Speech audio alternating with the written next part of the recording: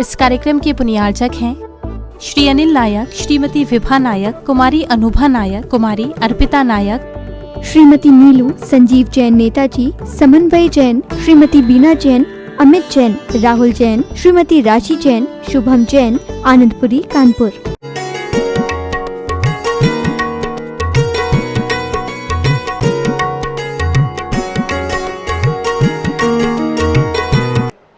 कहाँ गया वो विनय अंग, वो विनय कहाँ चली गई आज हमारे अंदर से। इसलिए सम्यक दर्शन चला गया, सम्यक दर्शन दूर चला जा रहा है, बहुत दूर, और हम अपने आप को बहुत बड़ा धर्मात्मा मान रहे हैं। केवली भगवान तो क्या सोच रहे होंगे, सोच क्या, उनके ज्ञान में क्या झलक रहा है वो सब जान रहे हैं। और अपने अंतर आत्मा में तो सब कुछ झलक रहा है। कितना भी हम सोचें कि किसे पता नहीं चलता, मगर हमें तो पता है ना कि हम क्या कर रहे हैं। हम मम्मी को क्यों परेशान कर रहे हैं, हमें मालूम है। मम्मी हमारे ऊपर गुस्सा क्यों कर रही है, मम्मी को मालूम है। तो एक दूसरे को सब कुछ मालूम है और स्वयं को तो अपना सब कुछ मालूम है। मैं सोचता हूं क्या इन्होंने मूलाचार नहीं पढ़ा, क्या इन्होंने ग्रंथ नहीं पढ़े, क्या इन्होंने स्वाध्याय नहीं किया, क्या इतना विवेक नहीं है कि हम क्या कर रहे हैं, इससे क्या हमें रिप्लाई आएगा, कर्म बंद होगा या कर्म की निर्जरा होगी। पूछो चिन्वाणी मां से, कितने कर्मों का बंद। हमारे पूज्य पास स्वामी कह रहे दोष वादे च मौनम, तुम्हारे टुकड़े टुकड़े भी कोई कर दे तो तुम उप मत करना। जैसे खजांची होते हैं, बताते हैं शिवाजी का खजाना लूटने के लिए जब दुश्मन राजा आया तो उस खजांची के बहुत मारा पीटा, उसकी चमड़ी उधेड़ दी, नमक मिर्ची के पानी का छिड़काव कर दिया, आंखें निकाल ली, मगर उसने खजाना नहीं बताया, खजाना नहीं बताया। किसी प्रकार से उसने टुकड़े टुकड़े कर दिए गए उसके, मगर उसने खजाना नहीं बताया। कितना विनय था उसे अपने राजा के प्रति। और हम लालची, थोड़े से लालच में हम क्या क्या षड्यंत्र देश के प्रति रच देते हैं। थोड़ी से पद के भूखे हम पद पाने के लिए हम क्या क्या रच देते हैं। हम अपने स्वार्थ को सिद्ध करने के लिए देश के भी गद्दार बन जाते हैं। क्या क्या नहीं करते बंधुओं। मीर जाफर ने बांग्लादेश की गद्दी को पाने के लिए हमारे 300 सैनिक को मौत की घाट उतरा दिया था। कितने बड़े स्वार्थी लोग हैं। कुछ नहीं बंधु, स्वार्थी का अगर संधि विग्रह करें, स्वा धन अर्थी बराबर स्वार्थी, यानी जो स्वा की अर्थी निकालता है वो स्वार्थी होता है। जो अपनी आत्मा की अर्थी निकाल देता है, आत्मी का विनाश कर देता है, अपनी आत्मा का सत्यानाश कर देता है, वह व्यक्ति स्वार्थी कहलाता है। हम स्वार्थी न बने, हम परमार्थी बने। हम परम आत्मा का अर्थ समझें, हम परमात्मा को समझने का प्रयास करें कि परमात्मा कौन है, कैसा मिलेगा, कैसे मिलेगा ये परमात्मा का पद, ये परमात्मा का पद हमारे जीवन में कैसे प्राप्त होगा, ये धारणा बनाएं। तो जैनाचार्य कहते हैं पहले सम्यक दर्शन दृढ़ करो, और सम्यक दर्शन के बाद अगर तीर्थंकर प्रकृति का वंद करना है तो दूसरी भावना विनय संपन्नता। अब कितने विनयशील हो जाओ।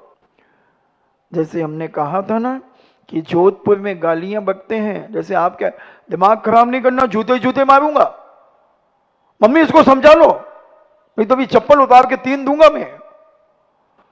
और जोधपुर के लोग कहते हैं देखो सा मान जाओ सा, देखो सा मान जाओ, मां की जूती आपके सिर पे विराजे सा। क्या कह रहे हैं वो, मारी जूती आपके सिर पे विराजे सा, यानी जो आप भी ने कहा ना जूते जूते मारेंगे। और वो क्या कह रहा है, कितनी विनय से कह रहा है, मारी जूती आपके सिर पे बिराजे सा। कुत्ता आ जाए तो हट कुत्ता हट, वो कहते कुत्ता सा आ गया, कुत्ता साहब, शायने साहब, जैसे कहते हैं पधारो साहब, साहब कुत्ता को भी साहब लगाया जा रहा है। कितनी वाणी मीठी है। यही वाणी तो हमें सब कुछ मान और सम्मान दिला देती है। एक बार जिह्वा और दांतों में भयंकर झगड़ा हो गया, भयंकर झगड़ा हो गया। जिह्वा ने कहा देख शांति रख, ज्यादा मत बोल, नहीं तो 1 मिनट में 32 के 32 हाथ में दिलवा दूंगी। दांत कहता है तेरी क्या औकात है? बोले ज्यादा मत बोल, देख अभी भी मान जा, अभी भी मान जा। और जिह्वा को चलाना ही तो था, और जिह्वा ने चला दिया। सामने वाले को 2-4 गंदी बातें कह दी, सामने वाले ने 3-4 शॉट दिए, दांत हाथों में आ गए। और जिह्वा तो मस्त, जिह्वा को क्या फर्क पड़ा, वो तो नम्र थी, झुक गई, वो तो झुक गई। नम्र व्यक्ति सदा जीवन भर जीता है, अहंकारी व्यक्ति बीच में मर जाता है। कल मैंने तुमसे कहा था एक फिलॉसफर की बात, कि एक फिलॉसफर से जब व्यक्ति ने पूछा कि सारे लोग विनय विनय करते हैं, विनय में फायदा क्या होता है विनय करने से? बिंदास जियो ना, अहंकार में जियो, कौन किसका क्या बिगाड़ लेगा। इस फिलॉसफर ने अपना मुंह खोल करके दिखाया, और पूरा मुंह खोल करके दिखाया। बोले झांको इसमें, झांको। उसने कहा कुछ भी नहीं है इस मुख में। बोले झांको मेरे भाई, देखो क्या क्या है। बोले कुछ नहीं है, मसूड़े हैं और जिह्वा है और एक छेद दिख रहा है अंदर। बोले अच्छा, और कुछ नहीं दिख रहा? बोले तुम मुंह फाड़ो, मुझसे पूछो क्या दिख रहा है। मैं कह रहा हूं तेरे दांत, हड्डियों के दांत दिख रहे हैं, तेरी जिह्वा दिख रही है, और मसूड़े और दांत चिपके हुए हैं, छेद दिख रहा है, तेरे पास दांत ज्यादा है। बोले हाँ। बोले दांत पहले आते हैं कि जिह्वा आती है पहले? बताओ माताओं, आपने तो बहुत बच्चों को जन्म दिए होंगे कि क्रिकेट टीम तैयार करी होगी। हाँ, बहुत सारी माताओं ने की होगी। अभी कल परसों कोई बैठा था, बोले महाराज जी हमारे 10 भाई और 4 बहनें। मैंने कहा सगी? बोले हाँ, मैंने दोनों हाथ से आशीर्वाद दिया उसकी माता पिता को। वाह, मैंने कहा ऐसे लोग ही हमारी समाज को बढ़ाएंगे। होना ही चाहिए। या तो संयम धारण करो, और संयम धारण करो नहीं और पाप करो और बच्चों को जन्म नहीं दो, तो फिर समझ लेना किन्नर बनोगे, किन्नर बनोगे। नसबंदियां करा करके पाप करते चले जाओ तो किन्नर की लाइन में लगते चले जाना।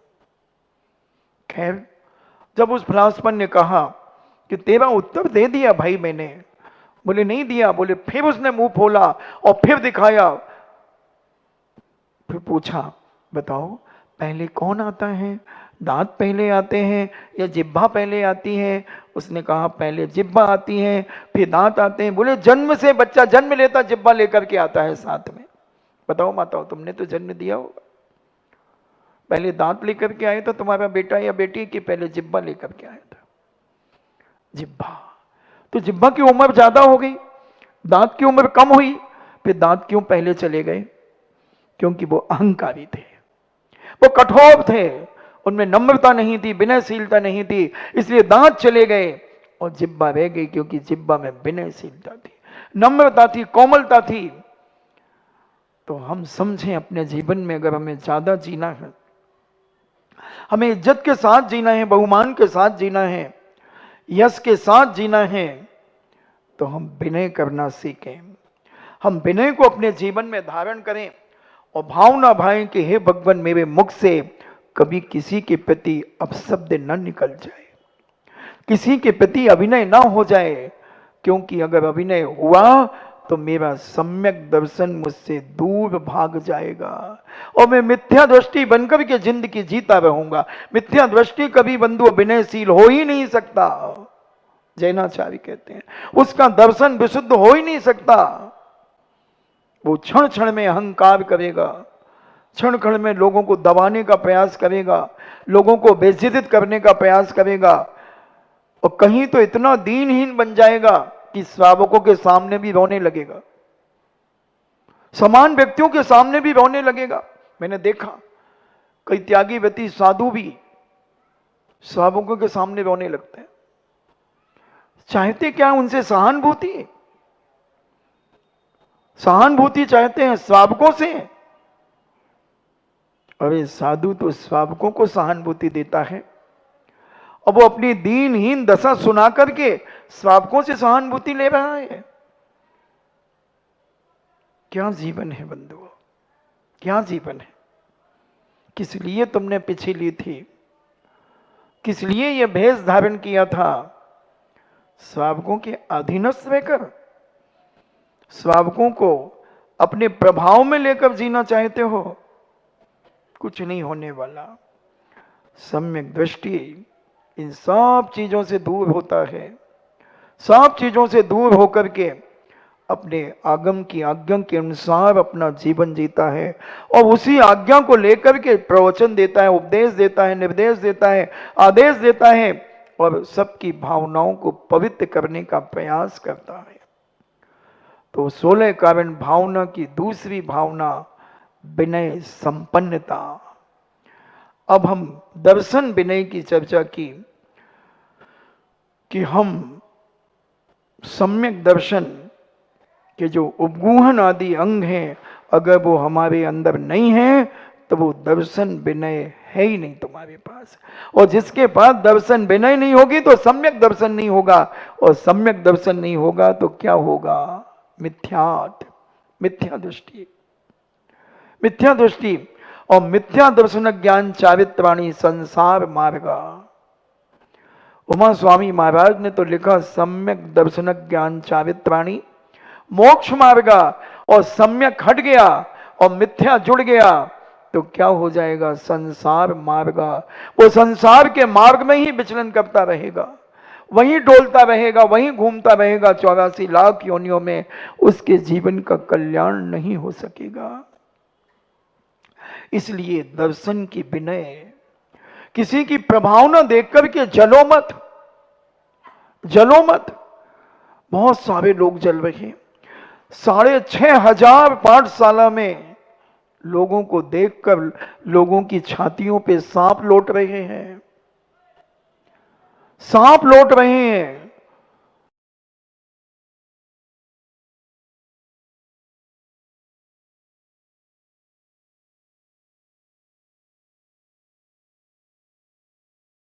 नानी मर गई, मैं तो कहता नानी जिंदा हो गई।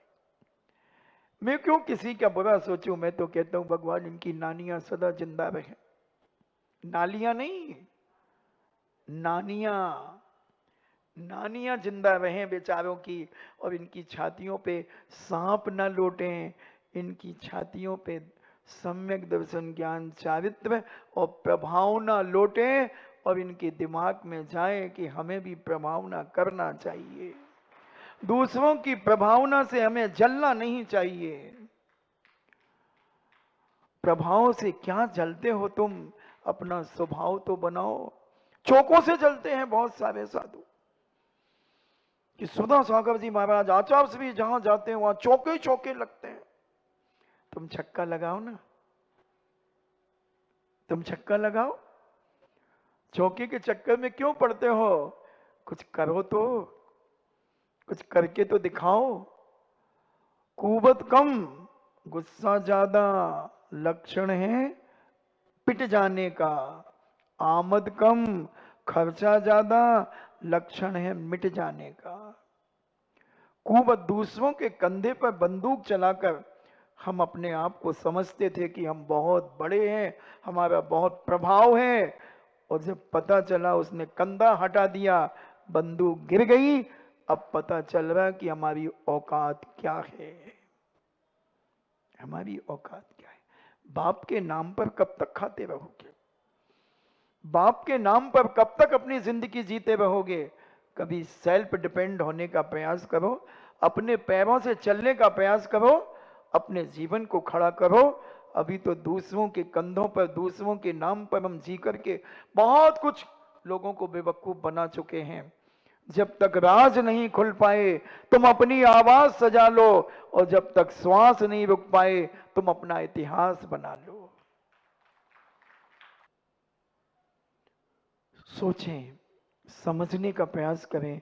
आपका समय हो रहा है तो हम जाने अपने जीवन में कि अगर कहीं हमारे अंदर अहंकार की कहीं बू आ रही हो, अहंकार की कहीं चिंगारी हमारे अंदर कहीं प्रवेश कर गई हो, उसको निकाल के फेंक देना बंधुओं, क्योंकि तुम्हारा जीवन एक कपास की गठान के समान है।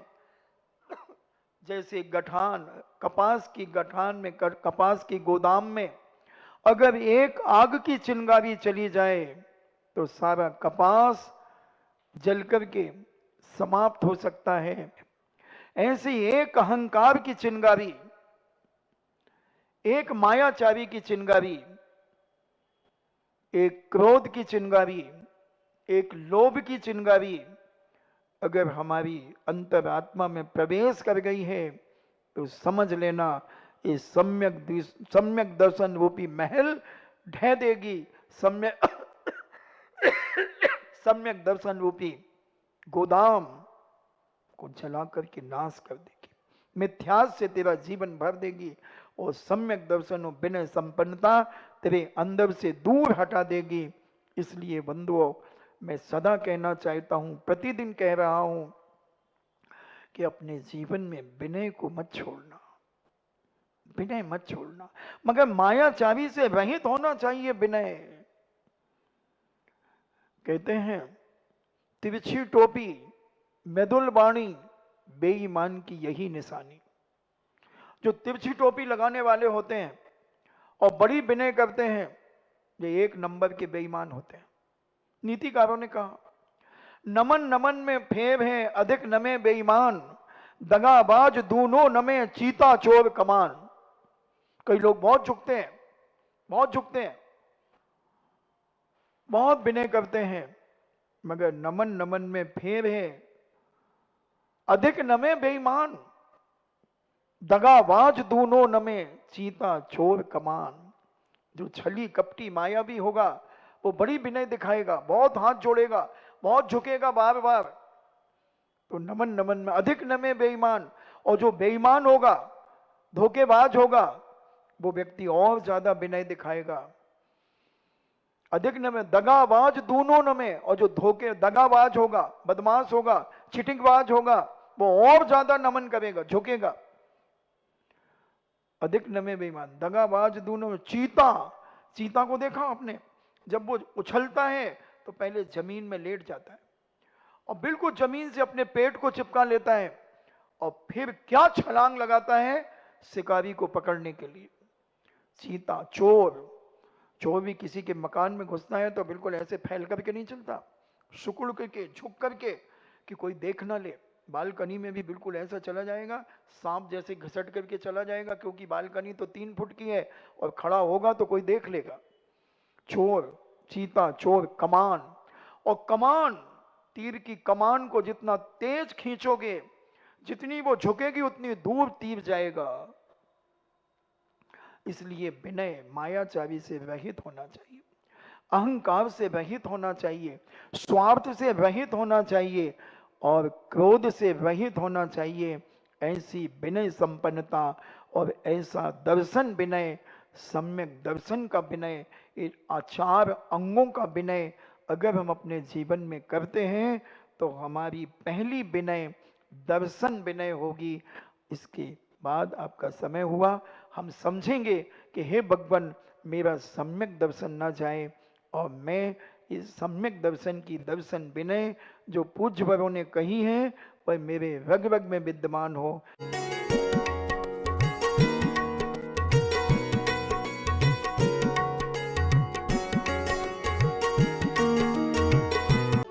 इस कार्यक्रम के पुनियाजक थे श्री अनिल नायक, श्रीमती विभा नायक, कुमारी अनुभा नायक, कुमारी अर्पिता नायक, श्रीमती नीलू, संजीव जैन नेताजी, समन्वय जैन, श्रीमती बीना जैन, अमित जैन, राहुल जैन, श्रीमती राशि जैन, शुभम जैन, आनंदपुरी, कानपुर।